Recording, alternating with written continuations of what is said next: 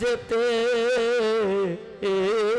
হবে সেদিন, এটাই সেদিন সঙ্গে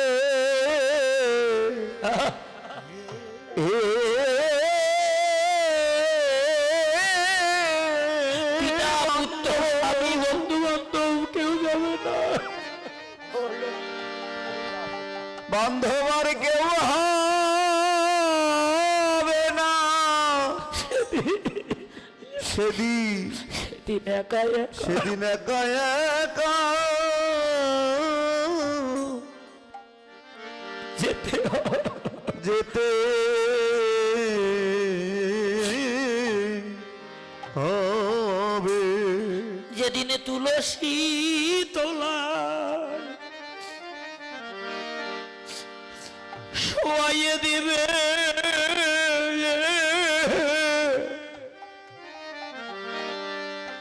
গোবিন্দ,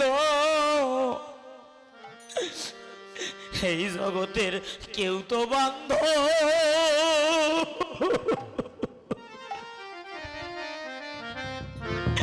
আমার হবে না রে। যেদিন তুলসী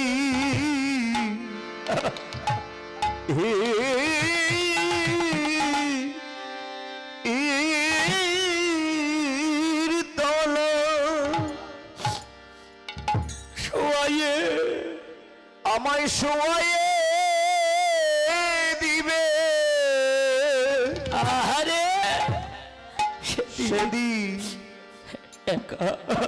সেদিন কেউ তো বান্ধব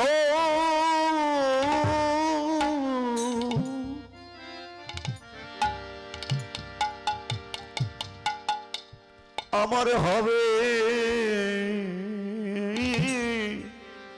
না রে। যেদিন নবম ছিদ্রে বাঁশি বাজাইবে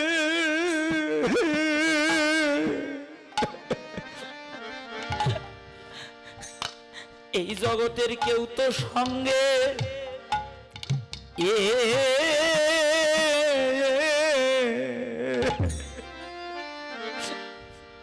যাবে না রে। যেদিন নব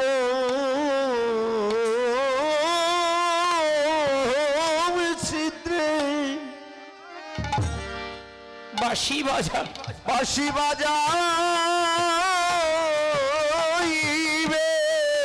সেদিন একাই একাই যেতে হবে নবম ছিদ্রে বাঁশি বেজে উঠবে সেদিন একা যেতে হবে।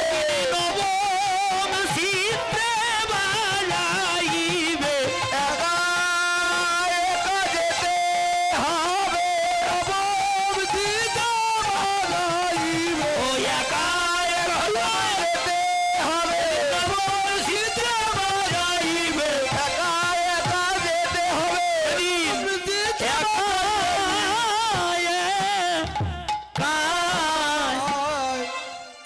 যেতে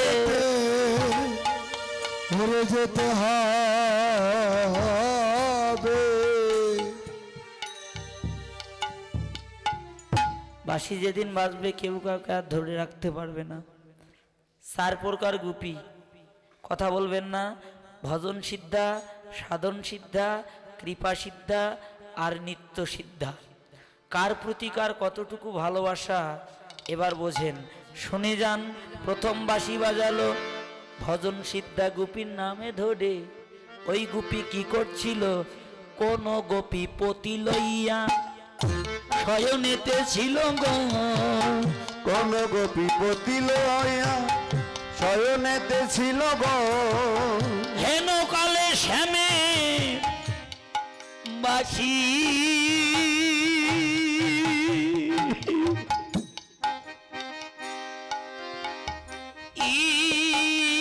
গোপী করে নেতে বা জিলো রে। করনেতে বাজিল আর হেন কালে শ্যামের বাসি বাসি ও করনেতে বাজিল রে, করনেতে বাজিল।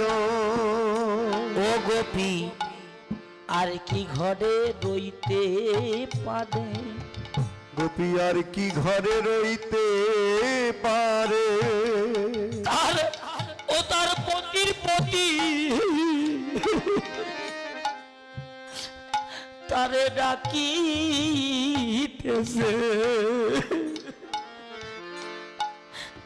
আর কি ঘরে রইতে পারে। ভালোবাসা কত তার পতির একজনের নামে বাঁশি বাজে আর একজনের নামে ডাকিতেছে, আর কি গোপী রইতে পারে। ও তার পতির পতি গোবিন্দ তারে ডাকিতেছে,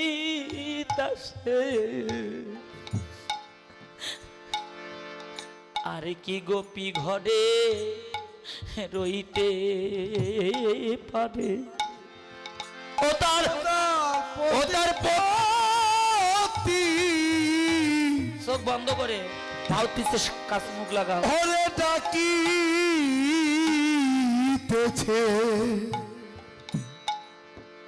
ও তার আর কি ঘর রইতে পারে। এই যে মা ভালো করে শোনেন কি ঘটলো। স্বামী স্ত্রী দুজনে ঘুমাচ্ছে পালঙ্কের মাঝে। আজকে রাত জেগে কীর্তন শুনছেন, ভালো করে শোনেন। সাধু সঙ্গের গুণ কি? কারো পুণ্যের ভাগ, ধন সম্পদ টাকা পয়সার ভাগ সবাই পায়, কিন্তু কারো পুণ্যের ভাগ গোবিন্দ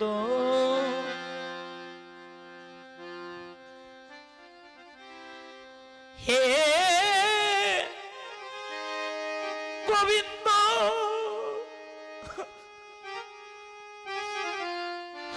কারো কারো কর্মফল কেউ কাউকে দিতে পারে না।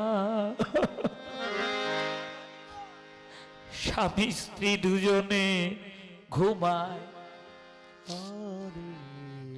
গোপীর নাম ধরে যখন বাঁশি বাজালো, ঘুম ভেঙ্গে গেল। চমকে উঠে ঘরের দরজাটা খুলে যেদিকে বাঁশি বাজে ওই দিকে যায়। কিছুক্ষণ পর ঘরের দরজা খোলা, স্বামীর অঙ্গে এসে বাতাস লাগলো। স্বামীটার ঘুম ভেঙ্গে গেল, বিছানায় হাত বোলায়, হাত দিকে দেখে নিয়তি নাই। কোথায় গেল? দরজা খোলা। ও হয়তো শৌচাগারে গেছে। 5 মিনিট 10 মিনিট অপেক্ষা করে, ঘরে আসে না। স্বামীটা শুয়ে থেকে ডাকছে, নিয়তি নিয়তি নিয়তি গো, ও নিয়তি। স্বামী এত বারে বার ডাকে, তবু স্বামীর ডাক্তার কর্ণে যায় না। বাবা গো, একটা কথা বলি শুনে যা। ভগবানের বাঁশি যদি একবার কারো কানে বাজে বাবা, ওই কর্ণে কোনোদিন আর ডাক, মায়ার ডাক প্রবেশ করে না। কথা রিপিট, স্বামীটা ডাকছে বারবার, কোথায় গেল? এত রাত্রিতে আমাকে না বলে তো কোনোদিন ঘরের বাহির হয় না। এদিকে ওদিকে এসে দেখে, একবার ঘরে খোঁজে, একবার বাইরে খোঁজে, কোথাও নাই। একই তো পূর্ণিমার রাত, দেখে অদূরে গেছে, অনেক দূরে। নিয়তি,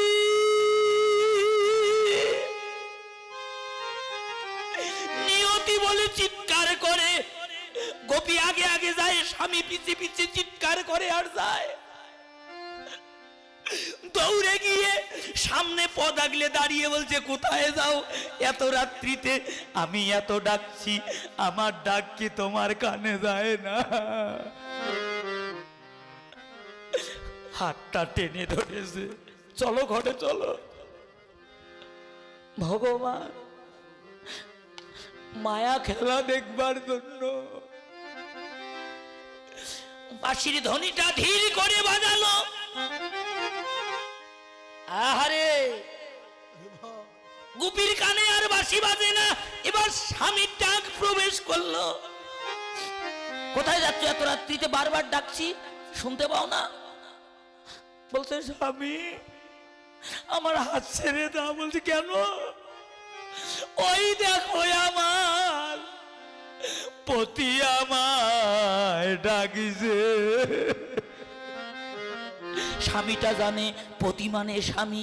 এই তো আমি তোমার স্বামী, তোমার সামনে আসি। বলছে, না না না গো, আমার হাত ছেড়ে দাও। ওই দেখো আমার পতি আমায় ডাকছে। কি বললে আর একবার বলো তো দেখি। যেই বলছে পতি ডাকছে, বাবা হাতটা ছেড়ে দিয়ে চুলের মুঠিটা টেনে ধরেছে। ভুল বুঝলো স্বামীটা, টেনে ধরে ঘরের দিকে নিয়ে যাইতে লাগিল। একদিকে স্বামী টানে আর একদিকে ভগবান টানে। স্বামীর হাতে ধরে পায়ে পড়ে মিনতি করে, একবার যেতে দাও। ওই দেখো আমার পতি আমায় ডাকছে গো। বারবার পতি পতি বলছে। আঙ্গিনায় নিয়ে গিয়ে একটা লাঠি দিয়ে এমন ভাবে সর্বাঙ্গে আঘাত করলো, ওমা সর্বাঙ্গ ফেটে ঝরঝর করে রক্ত ঝরছে। ধুলায় গড়াগড়ি করে আর বলে, স্বামী আমায় একবার যেতে দাও, আমার পতি আমায় ডাকছে। আবারও পতি পতি বলছে গো। একটা লাঠি দিয়ে এমন ভাবে আঘাত করলো, হাত দুটি ভেঙ্গে দিল, পা দুটি ভেঙ্গে দিয়ে ঘরের মধ্যে নিয়ে গিয়ে খাটের খুঁটির সাথে হাত দুটো বাঁধলো, পা দুটো বেঁধে ঘরের দরজাটা লাগাইয়ে দিয়ে স্বামীটা বাইরে এসে বলছে, যা দেখি এখন কেমন করে যা। গুপি নয়নের জল ছেড়ে দিয়ে বলছে, গোবিন্দ ও গোবিন্দ, তোমায় ভালোবাসার পরিণাম কি জীবনে আজ আমার এই হলো। স্বামী কোনোদিন সাধু সঙ্গে যেতে দেয় নাই, আমি চুরি করে করে সাধু সঙ্গ করেছিলাম। যেখানে যেখানে তোমার নাম হয়েছে সেখানে গেছি, তোমার নাম শুনেছি। গোবিন্দ তোমার পূজা না করে, তোমার সেবা না দিয়ে এক বিন্দু জল পর্যন্ত গ্রহণ করি নাই। আমার ভাগ্যে বুঝি তোমার চরণ পাওয়ার হলো না। দেখো গোবিন্দ, আমার মায়ার পতি আমায় কেমন করে বেঁধে রেখেছে। স্বামীটা এবার চিন্তা করছে, হায় রে এত মারলাম, তবু বলছে ছেড়ে দাও, পতি ডাকছে, ছেড়ে দাও, পতি ডাকছে। একবারও তো শুনতে চাইলাম না তার কোন পতি ডাকছে তাকে। এমন করে তো কোনোদিন আমাকে বলে না। যাই তো একটু শুনেই আসি। ঘরের দরজাটা খুলে গোপীর সামনে গিয়ে বলছে, নিয়তি কথা বলো। একবার বলো তোমার কোন পতি তোমায় ডাকছে। আর কথা বলে না, চোখ দুটো বন্ধ, শুধু চোখের জলে বুক ভেসে যায়। ও মেরেছি তাই রাগ করেছো? বলো বলো বলো তোমার কোন পতি তোমায় ডাকছে। ও মা, হাতের বাঁধন খুলে দিল, পায়ের বাঁধন খুলে দেওয়া মাত্র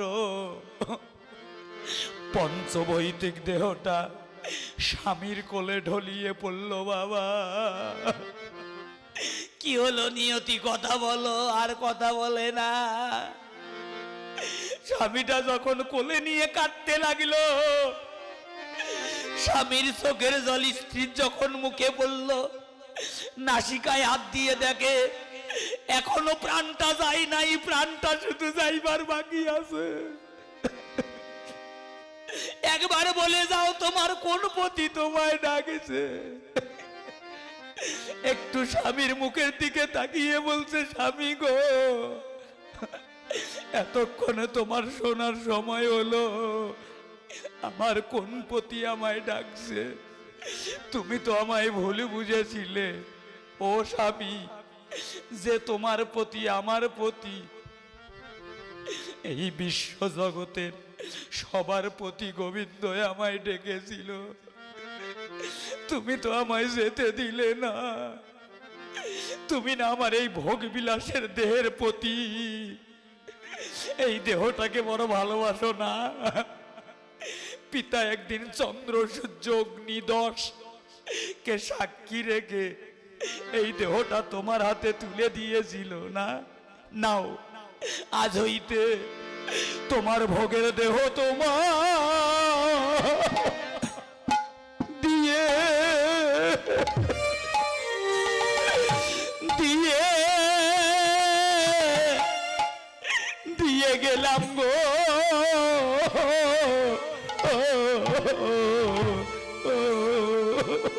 আজ হতে তোমার ভোগের দেহ তোমার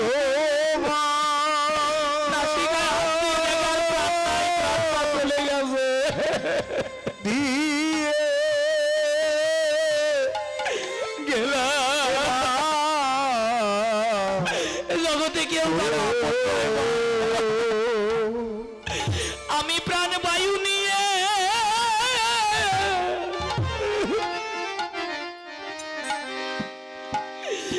যাত্রা করিলাম,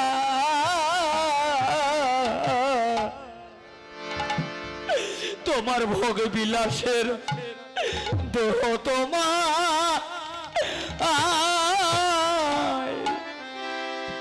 দিয়ে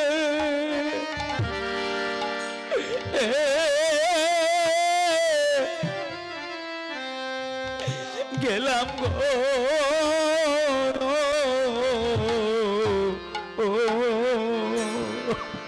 আমি প্রাণ বায়ু নিয়ে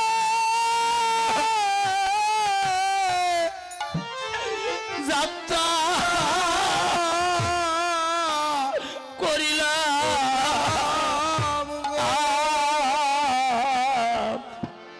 তোমার ভোগের দেহ তোমায় তোমায় দিয়ে গেলাম গো, গেলাম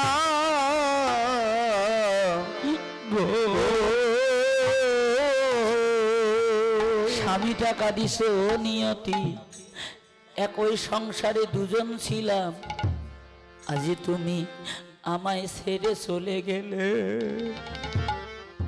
বলো বলো এখন আমার গতি কিবা হবে? ও বলো এখন আমার গতি গতি কিবা হবে? আমি তো গোবিন্দ সেবা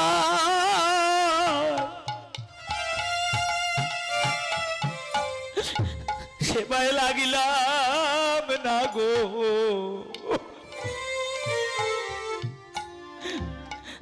জগতে আমার গতি কিবা হবে। আমি আমি তো গোবিন্দ সেবা,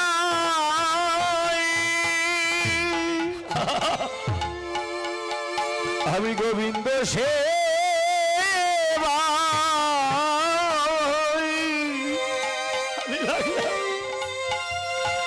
আমি লাগিলাম না রে। আরে পুণ্যের ভাগ কেউ কাউকে দেয় না বাবা। বলে আমার গতি, গতি কিবা হবে হবে। এই জগতে আমি বড়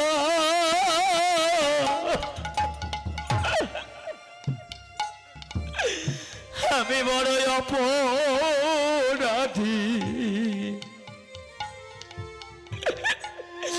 আমার ভাগ্যে তো হলো না গো। এ জগতে আমি বড়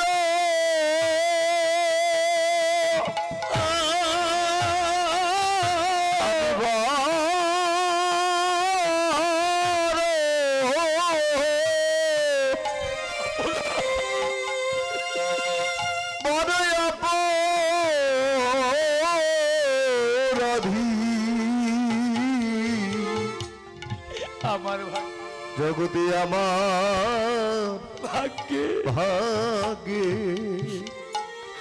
হলো না হলো না রে। আমি গোবিন্দ চরণ সেবা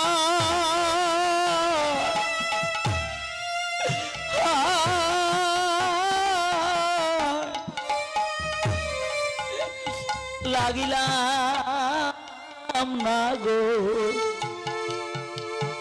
জগতে আমার গতি কিবা হবে। চরণ সেবায় লাগিলাম না রে। আমার গতি কিবা হবে। চরণ সেবায় লাগিলাম না রে। জগতে আমার গতি কিবা হবে। সাধন সিদ্ধা গেল, এবার কৃপা সিদ্ধা। ওই গোপী কি করছিল? কোন গোপীপতি সনে ছিল আলাপনে গো। কোন গোপীপতি সনে ছিল আলাপনে গো। হেন কালে শ্যামের বাসি কর্ণেতে বাজিল রে, কর্ণেতে বাজিল। আর হেন কালে শ্যামের বাসি কর্ণেতে বাজিল রে, কর্ণেতে বাজিল।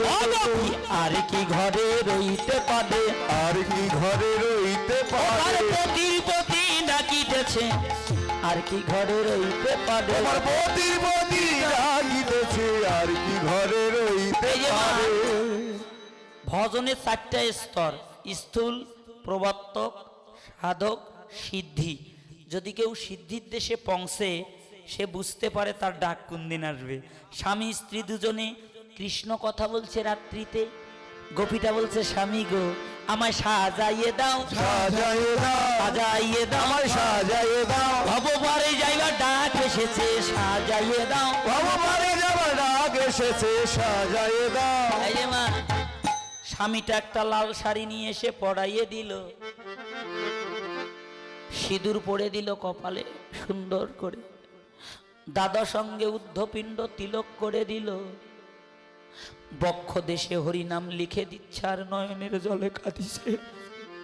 কেউ কি পারে কারো আপনজনকে জন্মের মতো বিদায় দিতে? পারে না।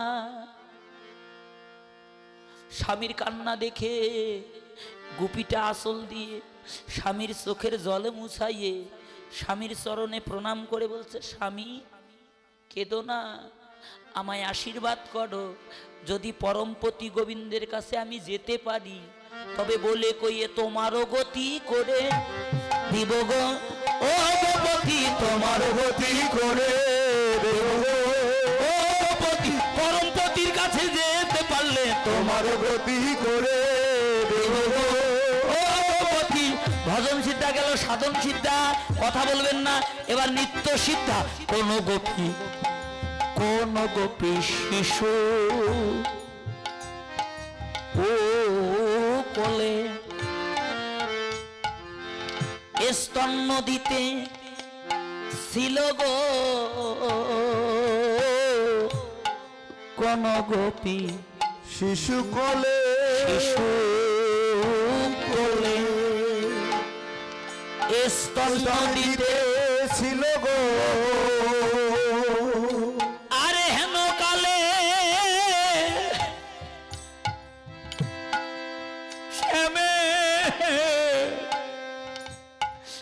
শ্যামের বাসি